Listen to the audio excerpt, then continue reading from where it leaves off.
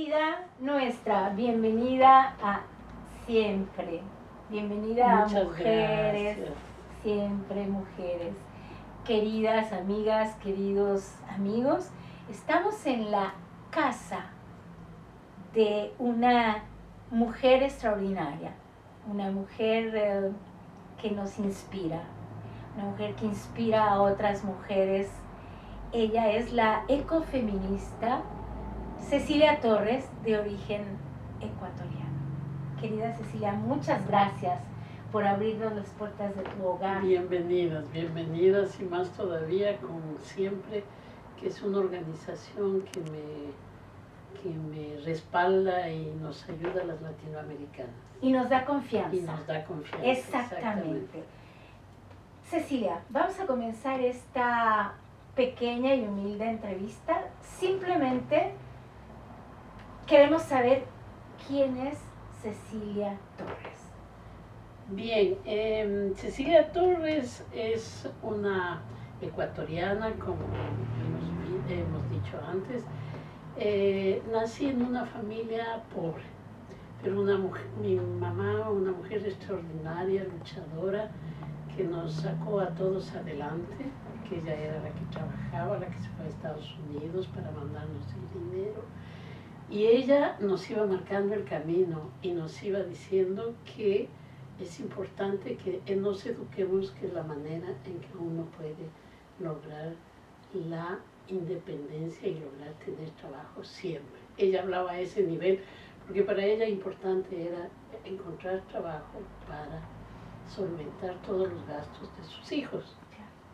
Tuve un padre también, mi papá todo el tiempo con ella, pero mi papá era un hombre latinoamericano machista que ganaba su dinero para él, tomando los fines de semana, y no veía el futuro de los hijos, no lograba tener ese clic que tuvo mi mamá. Una mujer analfabeta, lógicamente, pero que logró sacar adelante a sus hijos.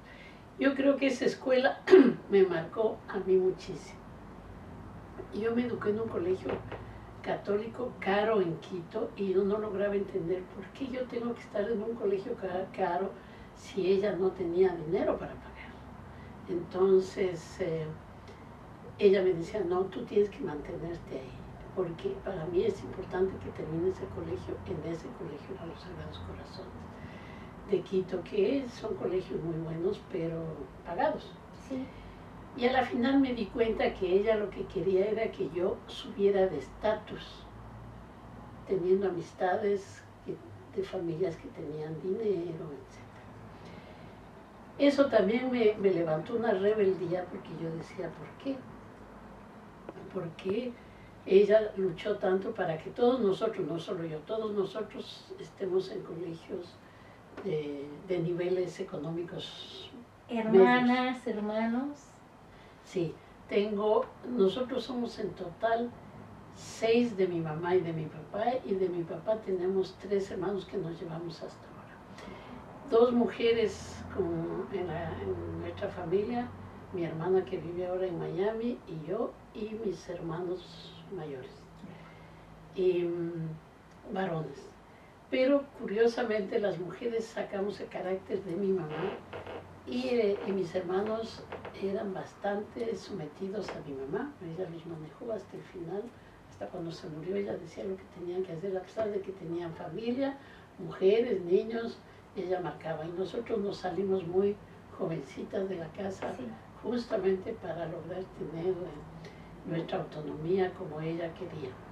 Entonces, de estas cosas del azar me fui a otra ciudad a trabajar. Al momento que yo me gradué me fui a trabajar a Guayaquil. Era de las primeras chicas que salía sola a vivir en otro lugar, y eso me fue marcando también.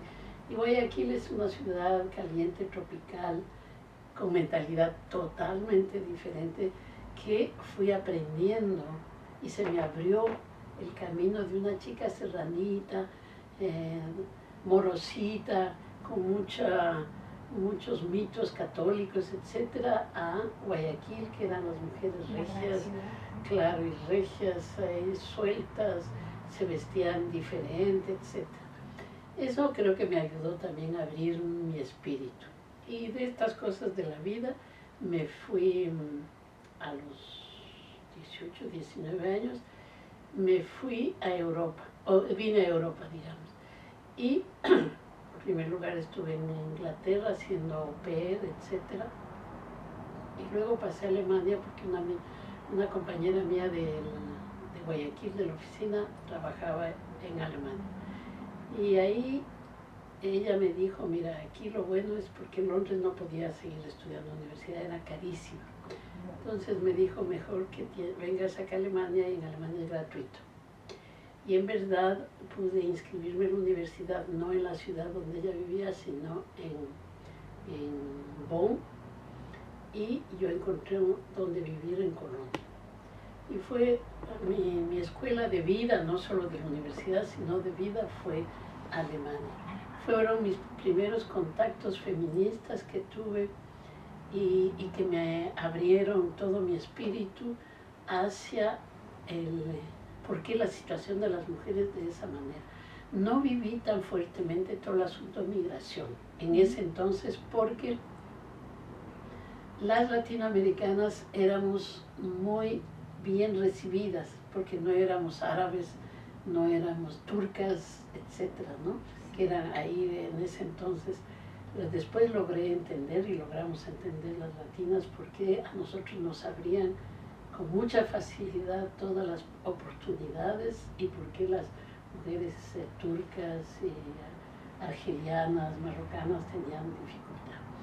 Pero, o sea, al abrirme en Alemania a estos grupos de mujeres feministas, logré entender que todo el trabajo que mi mamá hizo en toda su vida era porque era una mujer feminista, que no se dejó manejar por el sistema, a pesar de que ella tenía una mentalidad muy conservadora a nivel ideológico, pero quería y lograba hacer lo que ella pensaba que era lo mejor. Entonces, con estos contactos de las feministas, me ayudó porque comencé a pensar, tenemos que lograr unirnos las mujeres. Claro. ¿Por qué no nos unimos?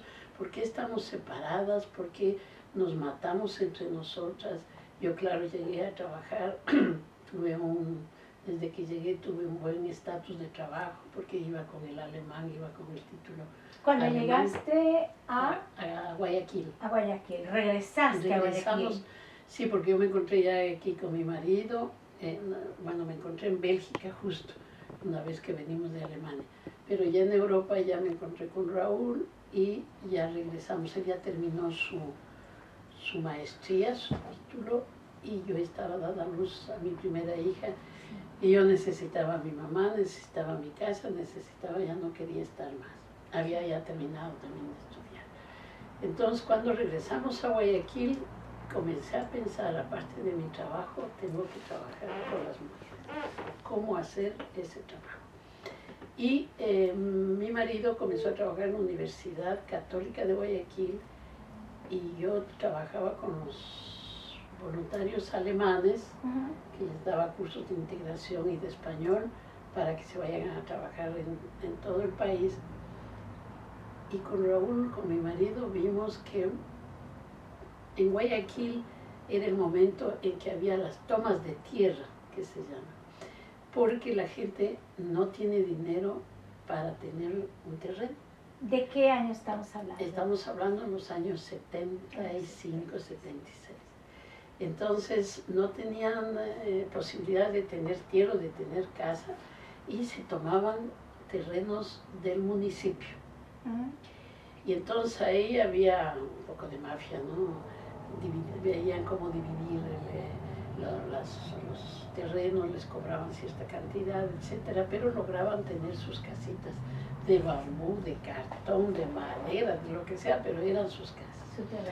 Sus terrenitos, etcétera. Y entonces mi marido, que era profesor en la Católica en urbanismo, sobre aménagement de territorios, ¿cómo se llama? Sobre cómo... Sí, arreglo de los territorios. Cómo dividir el terreno en un barrio donde tú vas a vivir, donde va a estar la plaza, donde va a estar la iglesia, donde va a estar la escuela, la escuelita, farmacia, exactamente, bueno. donde pasa la calle, todo eso. Entonces daba a sus alumnos eso. Y les habló de que habían estas invasiones y que sería bueno ir a hacer prácticas ahí, para ayudarles a la gente, primero que aprendan cómo se tiene que hacer la división de la tierra antes de poner su casa, de qué manera, dónde va a pasar la calle, etc. Entonces, o sea, una clase de urbanismo claramente.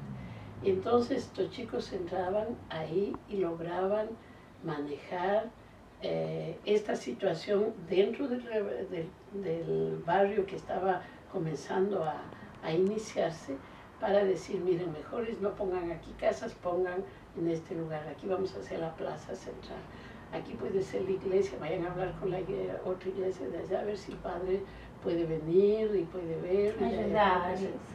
Y aquí vamos a poner los postes de luz eléctrica, ¿y dónde va a pasar el agua? Eso no se veía casi nunca, el alcantarillado tampoco, etc. Interesante, porque les daban talleres y se iban apropiando para poder pedir al municipio que les hagan, a pesar de que era como sanidad pública. Entonces, eso me transmitieron, dicen, ¿y sabes quiénes son las que llevan adelante todo eso?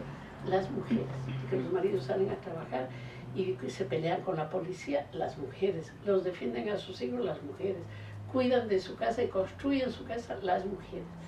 Entonces nos dimos cuenta que es verdad que el rol que tienen las mujeres es importante.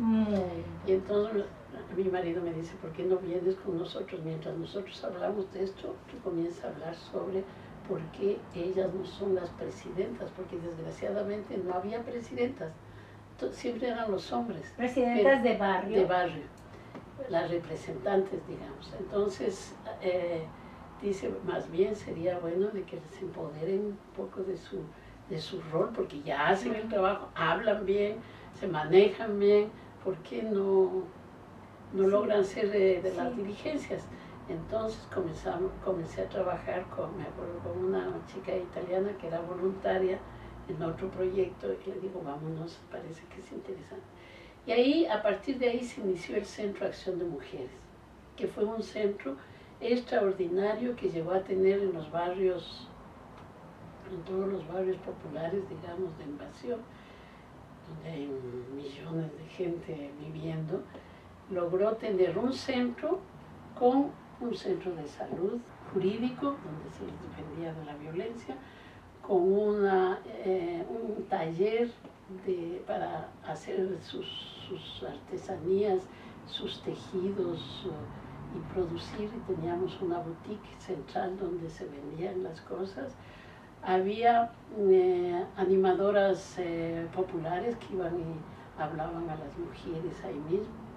Y luego teníamos guarderías, pero formadas las parvularias por el mismo centro. Entonces era enorme, se convirtió casi como un ministerio, la verdad. Teníamos gente profesional que eran médicas, eran abogadas y trabajadoras sociales y también sociólogas que trabajaban en la parte de la organización y la coordinación, y las médicas regias, porque ellas comenzaron a trabajar mucho con el autoexamen, con el empoderamiento de su cuerpo, por qué no nos cuidamos, qué pasa con la reproducción, por qué nosotros somos productoras y no estamos respaldadas por el Estado, etc. Nuevas dinámicas nuevas de vida. Dinámicas, y lógicamente que se hablaba de la sexualidad, pero al interior del tema de salud. Claro. Siempre se hablaba de salud. Entonces fue extraordinario. Y este Centro de Acción de Mujeres se unió con uno de Quito, que era el Centro de Investigación, para comenzar a organizar los encuentros feministas en Ecuador, porque nosotros ya asistíamos a los encuentros latinoamericanos, claro, al de Colombia, al de Perú, al de México. Entonces dijimos, ¿por qué no vamos a hacer un encuentro feminista? Y lo interesante era que todo el trabajo feminista que se hacía en Ecuador hasta el momento eran mujeres populares, de mujeres indígenas, que salía de este centro, digamos, fue un poco el alma de la. Así que así fue. ¿Y cuánto tiempo duró esta experiencia tuya y de tu compañero, de Raúl? ¿Cuántos años duraron en este hacer nacer y renacer de alguna manera esta comunidad? Sabes que, digamos, el centro, para comenzar, fueron más o menos 3, 4 años, pero luego ya solo se manejaba y marchaba y estaba totalmente financiado porque lográbamos financiamiento de acá, y luego ya comenzamos a hacer convenios con los ministerios para que los ministerios mismos trabajen, y fue una experiencia súper interesante. ¿Y en la actualidad sigue trabajando este centro? Tú sabes que fue el semillero, porque tuvimos 3 encuentros feministas que hicimos en Ecuador. Fue la primera vez que se hablaba de feminismo y donde las mujeres se aceptaban feministas, ya en los años 80. Todo el 80 el CAM se consolidó enormemente porque llegó a tener un bar de las brujas que se llamaba, tenía una revista La Maga, o sea, cosas de este tipo, sí, extraordinario, que bonito. Era fuera de lo común, digamos, y era llevado por las mujeres de sectores populares, es verdad, analfabetas, lograban ahí teníamos centros de alfabetización al interior de las casas. Oh. Fue extraordinaria esta experiencia que me fortaleció mucho, pero desgraciadamente no estábamos preparadas para los ataques de los políticos. Exacto. Los políticos, que normalmente son populistas, todos ellos se dieron cuenta de que era un semillero de mujeres y que tenían que ellos apoderarse de eso para conseguir votos. Y entonces hablaron conmigo uno de estos hombres fatales, patriarcas, me dijo que le demos espacio para él hacer su propaganda, su política, y que las mujeres le ayuden a él. Entonces era la primera vez que escuchaba eso, le dije, no, esto no es político, nosotros seguimos trabajando, pero es otra lucha, usted siga nomás adelante. Y comenzó a atacarnos terriblemente. A mí me amenazó con que a mi hija, la Mancay, la iba a violar, a las otras mujeres médicas, etcétera, las amenazaba y les mandaba a los maridos fotos, que no sé cómo lograba fotos en las cuales ellas se besaban con otra mujer porque eran lesbianas, ese centro era lesbiano, etc. O cosas que en la vida no nos imaginábamos.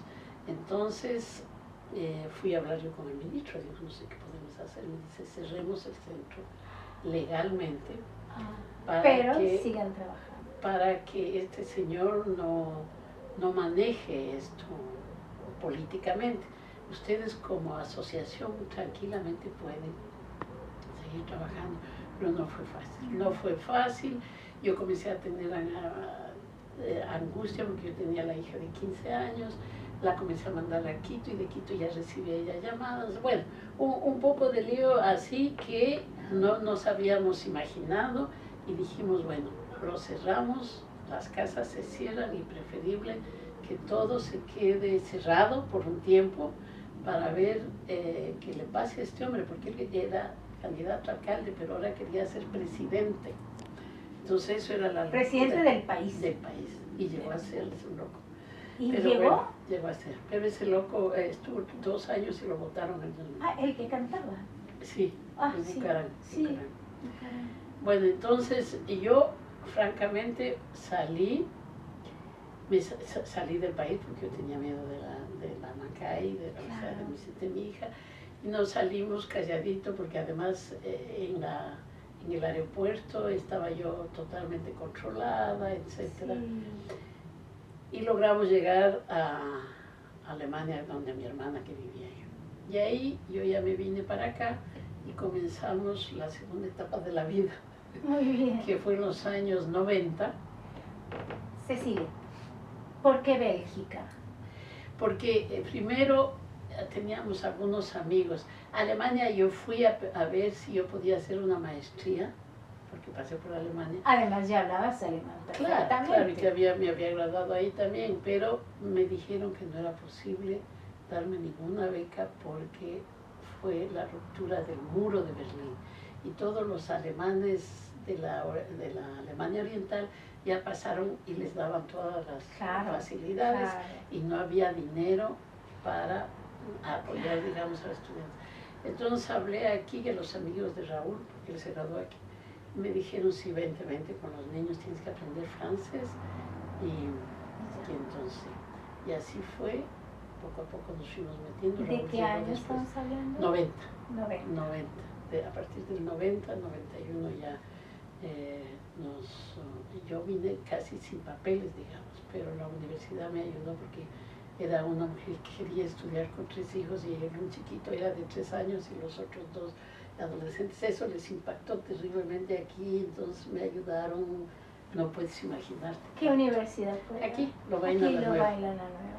Entonces ahí, después de que ya pasé los exámenes de francés y todo, yo ya tenía más o menos 45 años, o sea, ya era más o menos adulta.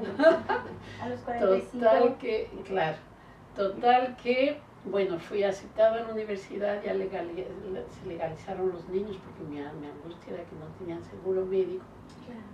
Entonces ya se legalizaron y ahí comencé a ver, voy a buscar un grupo de mujeres. ¿Qué pasa con el grupo de mujeres? ¿Dónde funcionará? Etcétera. Y ahí me dijeron, ¿sabes que la universidad inició un grupo que se llama Collectif de Femmes, que está arriba en el Brooklyn? Si tú quieres puedes ir a visitarlo, etcétera. Entonces ahí conocí a la que hasta ahora es la directora, la coordinadora del colectivo, y le propuse yo en mi francés, porque pasé en francés no sé cómo, pero en mi corto francés no sé cómo me entendía ella, porque inglés ella no manejaba. Entonces quedamos en que yo apoyaba desde fuera, benévolamente, un poco el trabajo para las mujeres migrantes. Y ese centro se fundó para las mujeres migrantes, porque venían doctorados, hombres que llegaban a sus mujeres, las encerraban mientras ellos iban a clase, los africanos, los árabes, etc. No querían que salgan, no tenían confianza o no sé qué pasaba. Entonces el rector se enteró de eso, que él se muere, y por eso inició el colectivo de mujeres. Entonces, pero ahí... Pero además hombres universitarios. Claro, y ellas eran universitarias también. Con actitudes... Así. Y era normal. Era normal. Y por eso fue que el colectivo comenzó a trabajar con estas señoras, de a poquito, autorizando a los maridos de que salgan al colectivo de mujeres y del colectivo a la casa otra vez. Ellos los pasaron a dejar, las pasaron a traer. Entonces, cuando me presentaron eso, claro, nosotros, qué bestia, no puede ser las mujeres así, pero comenzamos a ver de qué manera, y habían varias latinas, 3, 4 latinas que comenzamos a trabajar en el colectivo de una manera fuerte para ver de qué manera las belgas no hablan a nombre nuestro, sino que nosotras mismas podamos hablar, las migrantes podamos hablar de nuestra situación y busquemos nosotras nuestras oportunidades y ver de qué manera, qué tipo de proyectos pueden entrar, etc. Fui ayudada por latinas y ayudábamos lógicamente a las árabes, etc. Pero quienes nos metimos como fuertes, y hasta ahora está una de ellas, Rosana, que es la artista, éramos latinas las que estábamos. Entonces fue interesante este proceso que el colectivo sufrió, porque fuimos las primeras que comenzamos a buscar proyectos para que las mujeres migrantes trabajen dentro del colectivo, pagadas, ya no benévolamente. Ya no venían las migrantes a cocinar folclóricamente, a bailar, a ponernos los trajes exóticos que les gustaban a los belgas. Eso también se hacía, pero también a elaborar nuestros proyectos, a dar soluciones a nuestros problemas, de qué manera, etcétera. A pesar del lenguaje, a pesar de todo eso, es posible que se pueda hacer. Sí. Y eso se demostró, y ahora hay más o menos unas 30 mujeres migrantes pagadas por los proyectos en el colectivo de mujeres migrantes, porque se encontraba fácilmente que les paguen a las belgas, porque que antes no había el artículo 60, pero antes había toda esta facilidad de que el Ministerio del Trabajo te daba una media beca y sí, ahora ya no. Ya no. Pero las belgas era más fácil encontrar trabajo que las migrantes. Entonces, a partir de ahí se comenzó a buscar proyectos y hasta ahora hay proyectos para que las mujeres migrantes puedan hacer el trabajo que les corresponde. Exacto. Entonces, eso fue lo que yo apoyé fuertemente. Mientras esos años 90 comencé a pensar cómo poder unirnos las latinoamericanas para ayudarnos entre nosotros aquí en Europa, entre nosotras en Europa. Y yo tomé contacto con una organización Sago de Amberes, que también tenía la inquietud de trabajar con las latinoamericanas en Bélgica y luego en Europa armar una especie de red. Pero son redes de mujeres feministas, abiertamente feministas, sí, o simplemente de mujeres. No, feministas. Feministas. Aquí ya hablábamos de feministas. Sí. En el colectivo de mujeres no hablábamos de feministas, es un colectivo de mujeres nomás. Hasta ahora no puede pronunciarse porque tiene todo este asunto de las mujeres que vienen con sus maridos doctorados del África y que no quieren nada de feminismo. Pero con las latinas siempre nos declarábamos y nos pronunciábamos feministas y trabajábamos por el feminismo, consolidar el feminismo de las mujeres latinoamericanas en Europa. Perfecto. Y a partir de ahí comenzamos a armar una red de mujeres latinoamericanas aquí nosotras, que tenía base en Bruselas, en Lovaina y en Amberes, aquí. Pero luego en España, en Francia, en Holanda, en Suiza. Y comenzamos a trabajar fuertemente con todo lo que era la trata de personas, porque la mayoría eran latinas, dominicanas, cubanas, la mayoría centroamericanas, haitianas, centroamericanas y también colombianas.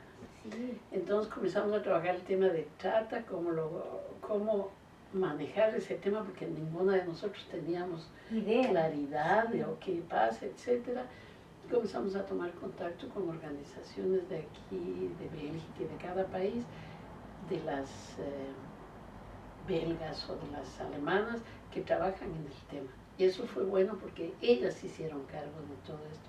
Y nosotros lo que hacíamos era el intermediario de la lengua o de la manera de ser o de las costumbres, pero las otras ayudaban legalmente a tratar el tema Luego se comenzó poco a poco a ver de qué manera trabajábamos juntas con las mujeres lesbianas, latinoamericanas, los problemas que ellas tienen y todo eso.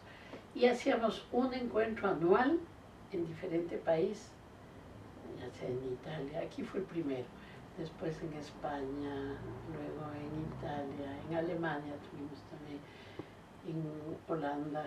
Fue sumamente interesante. Y sigue siendo un tema interesante. Interesante. Ahora, ahí yo ya me fui porque ya tuve que irme. En el 2001 ya me regresé al país con trabajo y había terminado mis angustias.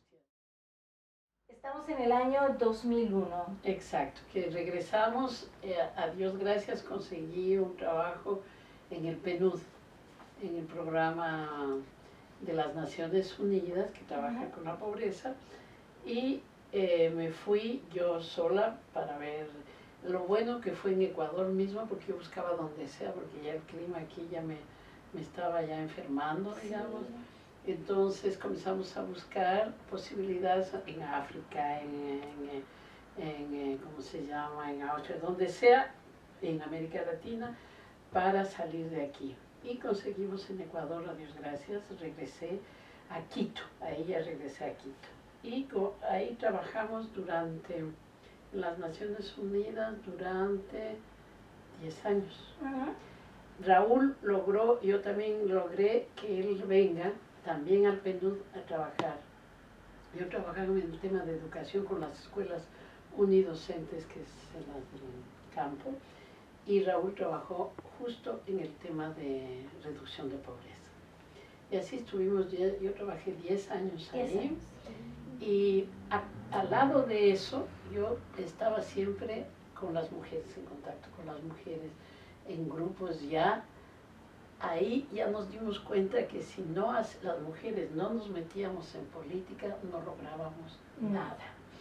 Entonces comenzamos a trabajar organizando una red de mujeres políticas, REMPE, del Ecuador, y fui la coordinadora, digamos, un buen tiempo.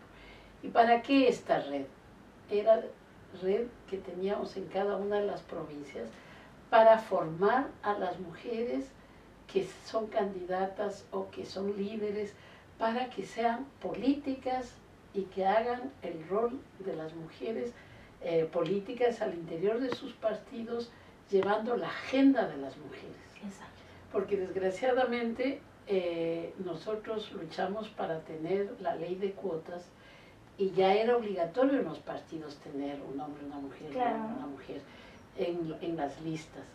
Pero luego llegaban las mujeres al poder y actuaban peor que los hombres. Exactamente. No conocían, no sabían por qué luchábamos en los derechos reproductivos, etc. Y por eso fue que comenzamos a organizar talleres y logramos financiamiento en las mismas Naciones Unidas con ¿cómo se llama? El programa de las mujeres. El programa de las mujeres de las Naciones Unidas nos ayudaba para lograr hacer capacitaciones en las provincias a las mujeres que iban a ser candidatas. Y los partidos nos aceptaban que les ayudemos a hacer la capacitación porque veían que al interior, ya cuando eran elegidas, no aportaban y no les ayudaban, o había violencia terrible de los hombres con las mujeres, y las cambiaban, las hacían nombrar por la ley de cuotas, la segunda una mujer, pero después cuando llegaba la quitaban para que suba el alterno. Sí. Entonces todo eso discutíamos con los partidos nos aceptaron y logramos hacer un trabajo para formar a las mujeres que van a hacer política. Y por ejemplo, en Ecuador se lograron, ¿cómo se dice esto?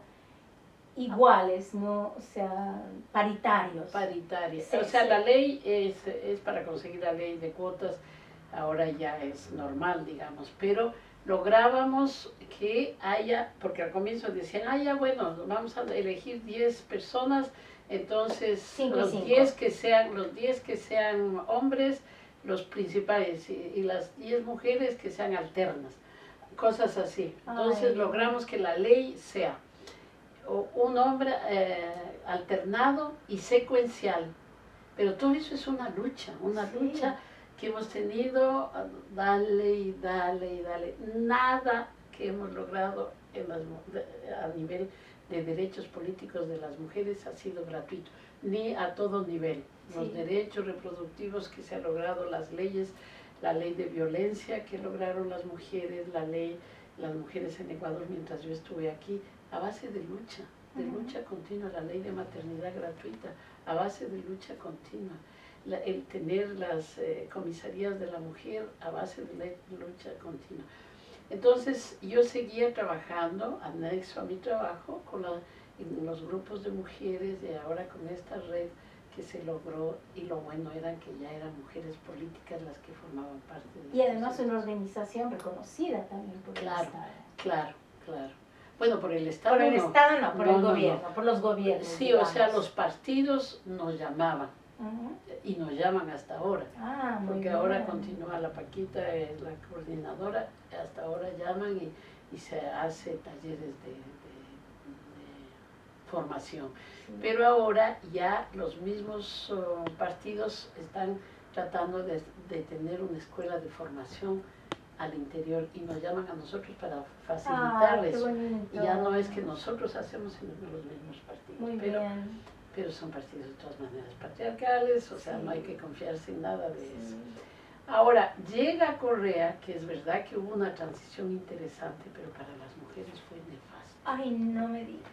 Nefasto porque llegó y a nivel de la Constitución bien nos reconocen a las mujeres y a la naturaleza como parte de la Constitución, pero en las obras y en las acciones él dice que se va a hacer una sola ley del Código Penal, una sola ley. Y la ley de violencia se va porque no sirve para nada, que tiene que entrar todo ahí en esa ley. Y terrible, la ley de la maternidad gratuita se va porque tiene que entrar ahí en esa ley a nivel de salud. Y todo fue un desastre. El CONAMO, que era la Secretaría de la Mujer, como aquí, la Secretaría de la Mujer, el Consejo Nacional de Mujeres que se llamaba, que era a base de luchas desde los años 70. Yo recuerdo cuando yo salí la primera vez, ya que comenzaban las mujeres a luchar para tener una pequeñita oficinita al lado del gobierno que pueda ayudar a transversalizar el tema de género dentro del gobierno. Entonces, a base de lucha constante se logró tener a la final un Consejo Nacional de Mujeres que dependía de la presidencia, y eso era bueno porque no tenías que depender de nadie, ningún ministerio, sino del presidente, y dependía de la... Y entonces comenzó a responderles. Lógicamente, porque al mismo tiempo era la institución que transversalizaba todos los ministerios. Pero no era un gobierno paritario, no era ¿no? Yo siempre pensé que era un gobierno paritario. Él nombró mujeres, pero mujeres que nada que ver. Nada que ver, la presidenta del Congreso, esta niña Rivadeneira, uy. Entonces, porque nosotros tratamos de trabajar con todas estas mujeres que estaban en el poder, y les hacíamos entender, no, es que no se puede.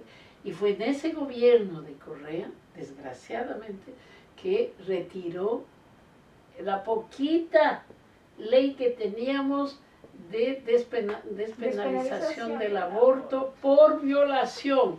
Y él la puso y a sus diputadas que defendían con nosotros, les dijo que si siguen así se van del partido. Y la suspendió por 3 meses, no podían entrar al Congreso. Correa, no puedo creer esto, de verdad. Así es. Qué desilusión. Para las mujeres fue nefasto, nefasto. A mí no me pasa el Señor porque para las mujeres y para los indígenas, nefasto. Ay, nefasto. Favor, no. Bueno, en total perdimos todo eso. Ahora hay un consejo de mujeres, como hay el consejo de niños, como hay el consejo de los discapacitados, como hay el consejo de la vejez. Son comisión, no consejo, comisión, y nada que ver, no hace nada a nivel de gobierno que pueda de verdad ayudar a cambiar, como aquí se ve que hay una secretaria de Estado verdaderamente que negocia con los ministros el tema y la violencia, etc. Claro. No, ahí ya se acabó. Pasamos a hacer uno más. Entonces, Cecilia, tú regresaste en el 2001 a Ecuador. Sí. Te quedaste 10 años. Sí, no más, me quedé 15 años porque 15 años. Regresé, siempre venía, pero regresé aquí en el 2015 cuando la hija me dijo que necesitaba que yo le ayudara y yo ya me había jubilado. Porque Amancay ya vivía aquí. Ella vivió siempre aquí. Ella ya no regresó. No quiso regresar porque para ella era muy difícil, se ahogaba, es un sistema bastante patriarcal para las mujeres y para jóvenes. las mujeres jóvenes, claro. Y no se sentía a gusto. Entonces ella se quedó y después se casó en Italia, estuvo en Italia y luego ya regresó a Bélgica ya separada de su marido. Sí. Y ahí fue que yo le ayudé un poco duro porque a nivel personal yo he trabajado siempre el tema de violencia, pero teóricamente, entre comillas, y siempre ayudando al resto, pero cuando tú pasas o es tu hija la que pasa, o es tu familia la que pasa, no sabes, no logras tener reflejos de acción de cómo manejarse a ese nivel, ¿no? Y eso pasa, así es, desgraciadamente, y hay que tomar medidas inmediatas, hay que saber manejar el tema de la violencia, sobre todo con el temor de que te puede pasar algo, claro. Así es.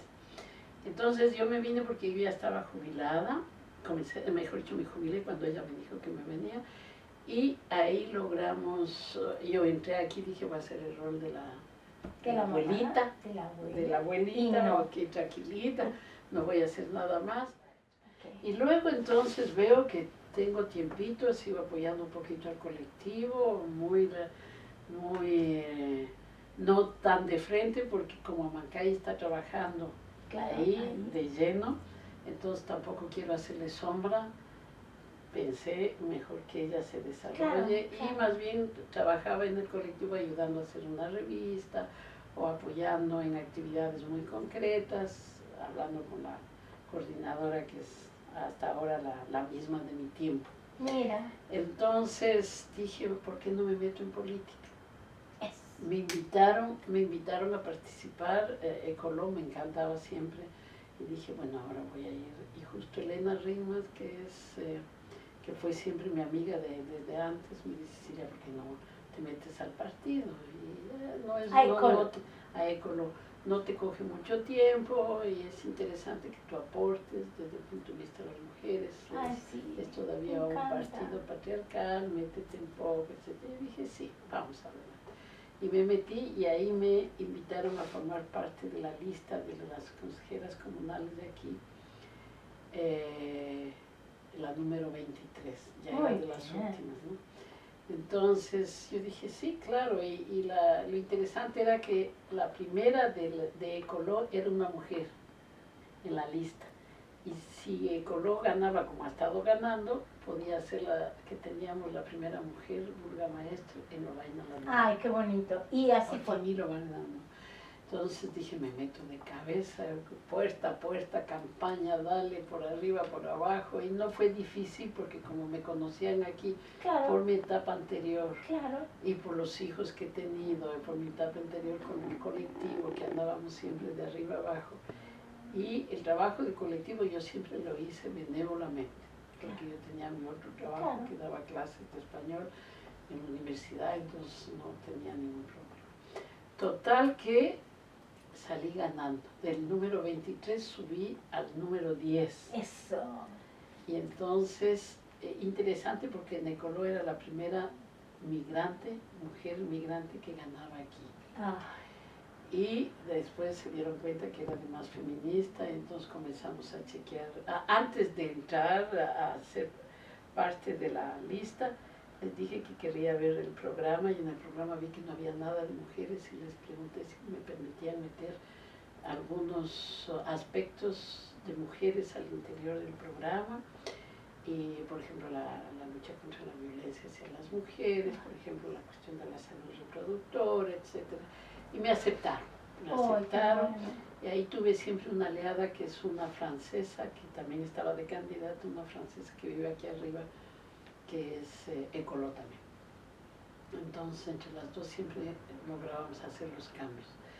Y al salir electa fue bueno porque ahí comenzamos a pensar cómo hacer que esta comuna de Otiní, Lovaina la Nueva, trabaje con el tema de género y con el tema de migración.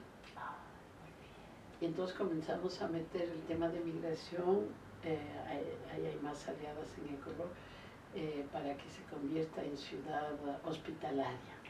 Vila hospitalaria aquí, con algunas condiciones, etc. Y se aceptó, se pasó una moción y aceptaron. Y después ya nos lanzamos a la cuestión de género, pero fue interesante porque teníamos que primero ganarnos al partido. Yo no quería hacer así en la comuna abiertamente el tema de género, abierto a todos los partidos, sino dije, tiene que comenzar desde Ecoló, y Ecoló tiene que proponer, no yo, Ecoló tiene que proponer los cambios que queremos hacer. Y entonces sí, comenzamos a sensibilizar al partido. En cada asamblea general hablábamos 2 o 3 cosas con esta Françoise. Yo tenía reuniones extras o hacíamos comiditas con algunos miembros del partido que nos parecía que podían ser nuestros aliados, y logramos conseguir que se lograra como tema también, aparte de la movilidad, aparte del medio ambiente, aparte de los gases, etcétera, sea también género un tema de trabajo de Ecoló al interior de esta comuna. Y luego presentando así, ya logramos hacer en la comuna, pasó en mayo, la moción de prevención y lucha contra la violencia hacia las mujeres. Y eso ya es una moción que ahora ya está trabajando un comité de actores al interior de la comuna. Y entre esos actores está la universidad, la policía, el hospital, dos organizaciones, entre esas el colectivo de mujeres y una organización de mujeres árabes en Otigny, y los estudiantes. Ay, Todos ellos hacemos este comité para trabajar contra la violencia hacia las mujeres, de prevenir la violencia y de trabajar contra la violencia. Qué bonito. Sumamente interesante. Interesante. Yo siempre digo bonito porque lo bonito es bello y lo bello es justo porque la justicia es hermosa. Yo creo que en pleno 2022, ¿no? Pelear por las luchas de las mujeres, las luchas feministas es muy importante y es tremendo darse cuenta, Cecilia, que en pleno 2022 los gobiernos no piensan en nosotras. No nos reconocen, o sea, es tremendo, ¿no? Tremendo. Que haya gobiernos en el mundo que tienen supuestamente gobiernos paritarios, pero que las mujeres que están en esos equipos de políticos que trabajan para y por el pueblo y tienen actitudes muchas veces peores que la de los hombres, que se ponen los pantalones y se ponen en la actitud de castigadoras, ¿no? Sí, sin darse cuenta que las luchas de las mujeriles, las luchas feministas, las luchas de las mujeres son otras. Nuestras necesidades son otras, ¿no? Sí, lo interesante también es que yo ahora que ya como política, digamos, te hablo, es que los partidos comienzan a ver la necesidad de trabajar para romper este sistema patriarcal, porque antes tenían miedo pensando que porque son hombres están contra las mujeres, por ser hombres, pero si ya se les explica que no es que es por ser hombres, porque hay hombres sumamente sensibles, es el sistema que nos ha formado a nosotras de esa manera, y nosotras las mujeres somos las causantes principales porque reproducimos ideológicamente a nuestros hijos. Es ideología patriarcal. Desgraciadamente es así. Como el nieto que acaba de decirme, yo tengo que hacer todo porque como hombre no está en el marco de hacer él. Tienen que ser las mujeres las que hacemos y no los niños. Los niños no están para eso, ¿ves? Y somos nosotras mismas que transmitimos eso. Entonces lo interesante ahora, ayer tuvimos una reunión interesante en la local de la Ecoló, vino una chica muy regia que es de Monseñor Lefam a explicar lo que es a nivel teórico el ecofeminismo. Y ahí habló del sistema patriarcal y todos los hombres se sintieron tocados y decían, pero yo no quiero ser patriarcal y por ser hombre yo soy patriarcal. Entonces ahí se les explicó de que hay mujeres terriblemente patriarcales. ¿Por qué? Porque es el sistema y ese sistema es lo que hay que cambiar. Es decir, nuestra cabeza tiene que ir cambiando e ir buscando recetas nuevas. Y interesante porque también para los ecoló es sumamente importante que conozcan lo que significa el ecofeminismo. Yo estoy ahora últimamente metida en este tema. Es que a mí me interesaría mucho que nuestras amigas, que la gente que nos sigue, sepan qué es el ecofeminismo. Es importante. Es muy importante, pero verás, no es tan complicado porque nuestras mujeres, por ejemplo, hablé con las mujeres de Brasil y del Ecuador, las amazónicas, que algunas no saben ni leer ni escribir, nunca han escuchado lo que es el feminismo, ni les interesa, ni lo que es el ecofeminismo, no les interesa, pero sus acciones son ecofeministas, su vida, su práctica. ¿Por qué? Porque ellas defienden lo que significa su territorio. Ellas dicen, yo defiendo mi territorio contra estas empresas petroleras, contra el extractivismo, contra estas empresas de las minas que nos destruyen todo. Figúrate que habló una chica de la palabra asesinan a nuestra tierra. Era la primera vez que yo escuchaba eso. Y es verdad, porque matan a la naturaleza, las asesinan. Decía, ellos asesinan a nuestro territorio y nos asesinan a nosotras. Es nuestro cuerpo, nuestro territorio, hay que cuidarlo también. Y ellas son súper feministas. No quieren identificarse identificarse, porque yo le decía a una de las dirigentes, le digo, ¿y tú te identificas como feminista? No quiero identificarme como feminista porque me voy de gana a separar de los hombres de la lucha que ellos están siguiendo también por el territorio. Yo quiero seguir siendo una mujer que lucha por mi territorio. Claro. Y está bien. ¿Comprendes? Sí. Y igualito eran las mujeres del Ecuador, las amazónicas, son mujeres regias que son ecofeministas en la práctica. Y que no lo saben porque hay gente que está bien así, sigue barriendo tu calle, sigue ahorrando agua en tu casa, sigue ahorrando la electricidad, forma a tus hijos y está bien, pintaste la puerta de tu edificio, está perfecto. O sea, defiende tu ciudad, defiende tu tierra, defiende tu familia, aunque te moleste la palabra, o que ni siquiera conocen la palabra feminismo.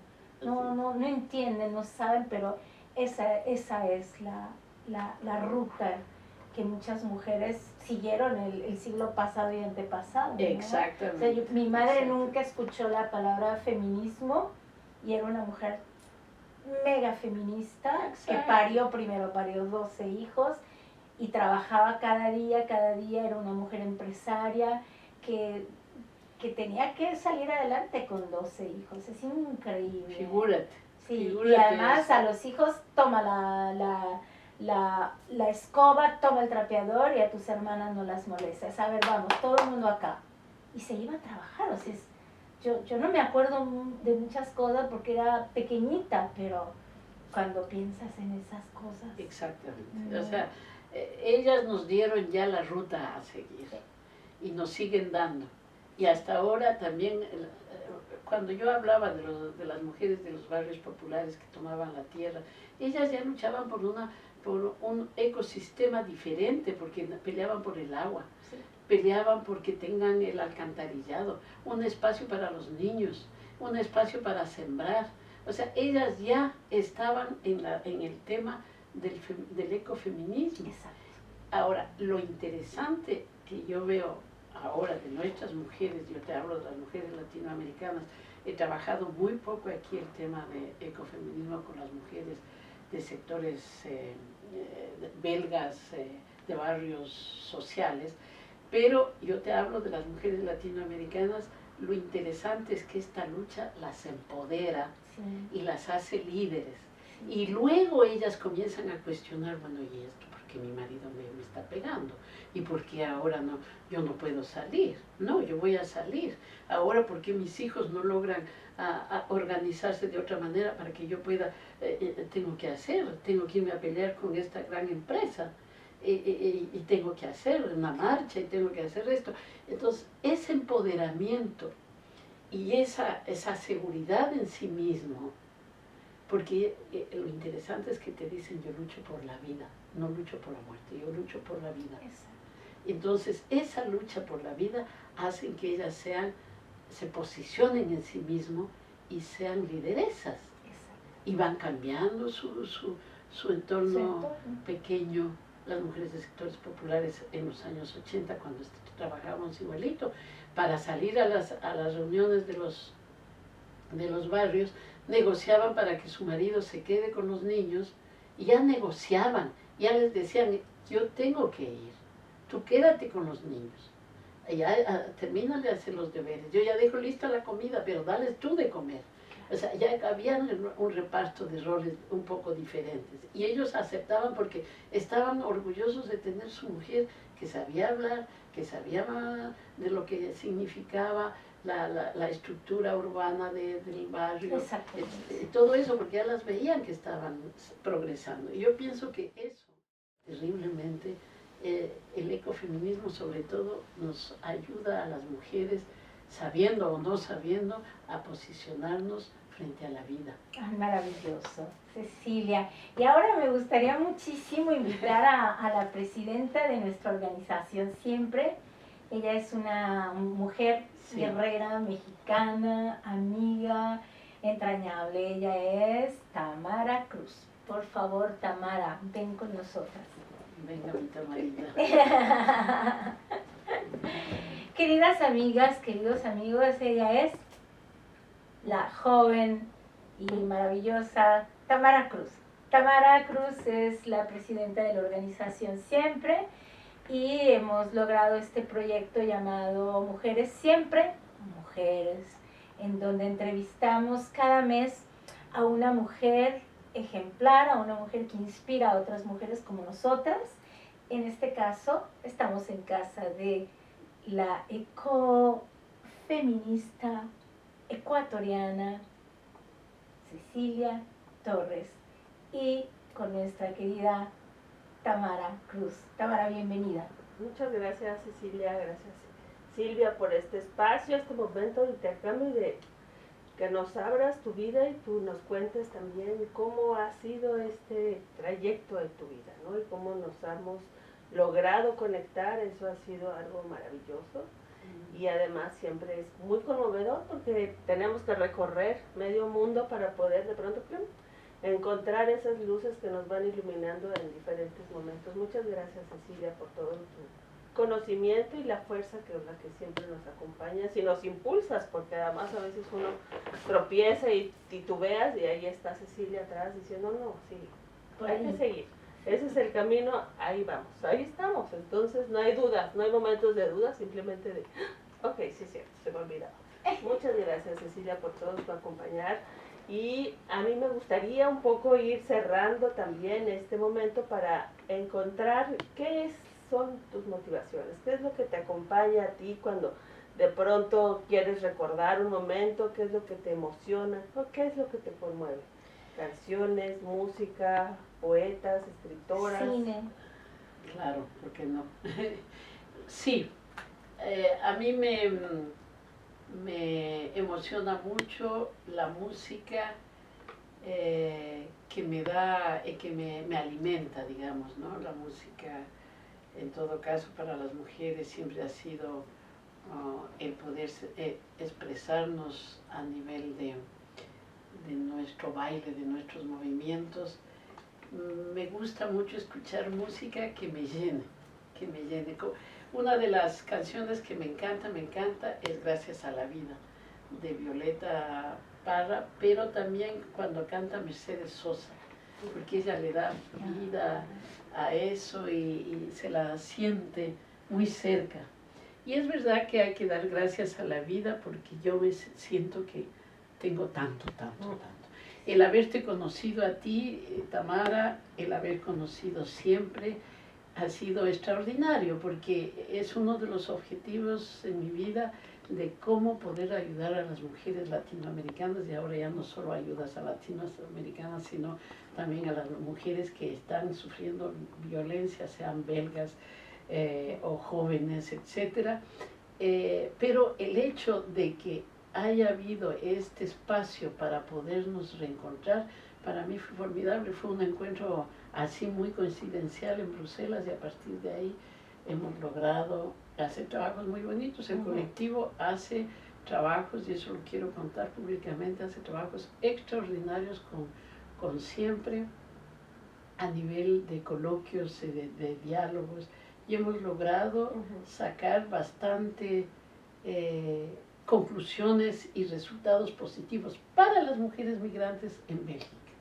Es un reconocimiento, me gusta, porque poco a poco Siempre ya se está metiendo en este espacio del movimiento belga, que es difícil, complicado, que además nosotras mismas a veces hacemos que nos formamos pequeñitos guetos donde no nos abrimos Sí. hacia el movimiento de mujeres belgas. Tenemos que abrirnos, es lo único que nos va a alimentar entre nosotros las mujeres.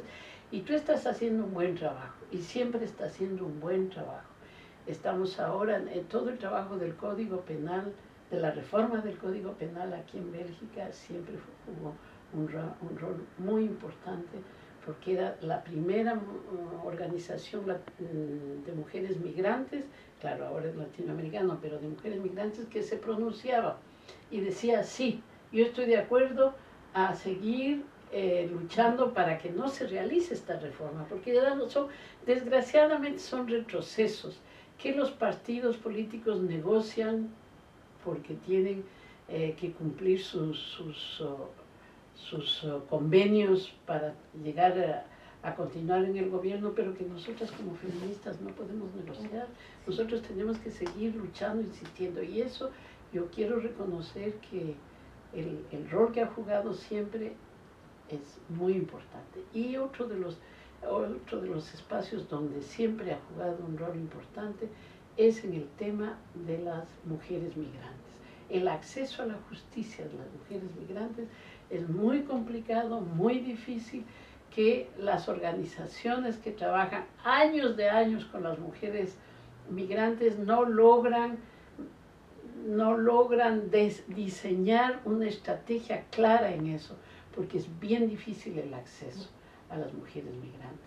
Y más todavía cuando se trata de mujeres violentadas o se trata el tema de violencia con el asunto de los niños que les quitan, etcétera, en parejas mixtas, el rol que está jugando siempre es muy importante, y yo quiero felicitar, y vamos a seguirnos apoyando mutuamente, porque tú nos apoyas y nosotros también te apoyamos. Claro, yo me siento muy acuerpada en ese aspecto, y además creo que es necesario estarnos acompañando en migración, porque finalmente pues es ahí en donde nos tenemos que solidarizar y tener como esa iluminación que muchas veces no logramos comprender hacia dónde vamos, ¿no? Entonces es un rol que va creciendo, pero no puede ser un camino aislado, sino es un camino en el cual se van integrando cada vez personas, personajes, colaboradoras. A veces dejamos unas, llegan otras, pero la idea es seguir avanzando, porque este es un trayecto que va abriendo la puerta y va integrando a demás mujeres. ¿Qué otra de las canciones que a ti te promueven siempre para recordar? ¿Alguna canción con tu madre, alguna canción de tu país, Ecuador? Sabes que sí, mi mamá era muy amante a las canciones, pero a las canciones mexicanas. Ella cantaba esas canciones de Pedro Infante, Una que te acuerdes. A ver, quiero acordarme esta de María, que le cantó el Agustín Lara a la María Félix. Era la María Félix, María ¿no? del alma. Ok, María Bonita. Es María Bonita. Y me acuerdo que ella siempre decía, y es que la María Félix es una mujer sumamente linda, guapa, y le cantó el Agustín Lara. Fue su esposo, ¿ah? ¿El Agustín Lara? Sí. Eran marido y mujer. Ah, sí. no sabía. Sí, sí. Uno de tantos. Lo interesante de la María Félix es que ella Era una mujer. y reivindicaba, ¿eh? Completamente. Lo que ella hacía, reivindicaba, y decía, yo no me puedo sujetar a un solo hombre, yo no soy... O sea, me gusta porque en ese entonces debe haber sido complicado, a pesar de su belleza, de haber logrado ese tener tantos maridos. Me encanta. Sí. María Bonita, ¿alguna otra que por ahí te A ver, ronde otra la cabeza? canción, veamos. Sabes que yo me gusta mucho de los Rolling Stone, Superstition. ¿Sabes por qué? porque cuando escucho eso yo puedo expandirme. Oh. Y entonces hago todos los movimientos que logro hacer. Claro. Y entonces me convoca al interior, Ay, de qué que yo pueda bonito. lograr hacer. Pero además que toquen los Rolling Stone, Mac Valle lo hace bien. Ah, sí, sí. Entonces, yo los amo. me gusta. Sí. No son Pues, canciones muy feministas, No, pero logro te, reencontrarme. sí, logras Exactamente. reencontrarte hasta en el movimiento, ¿no? Sí, Sí. a mí me gusta mucho bailar. Ay, qué bonito. Bueno, ahí tenemos una gran coincidencia. Yo creo, Tamara, que estamos prácticamente dándole las gracias a nuestra artista. Detrás de la cámara siempre hay alguien importante. Sí, muchas Ella es gracias. Etna Torres. Ven un segundo a Venga. saludarnos, Etna.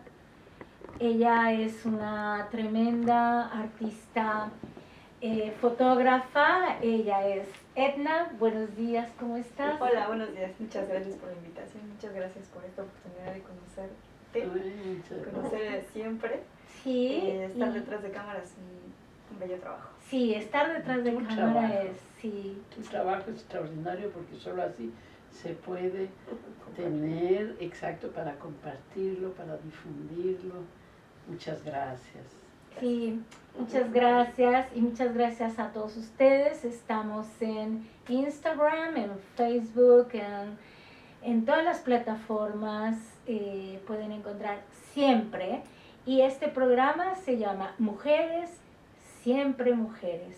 Hoy tuvimos la ocasión de estar en la casa de una mujer de excepción, Cecilia Torres.